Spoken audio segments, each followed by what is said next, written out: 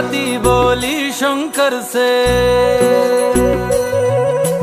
पार्वती बोली शंकर से, सुनिए भोलेनाथ जी, रहना है हर एक जन्म में मुझे तुम्हारे साथ जी। वचन दीजिए ना छोड़ेंगे कभी हमारा हाथ जी।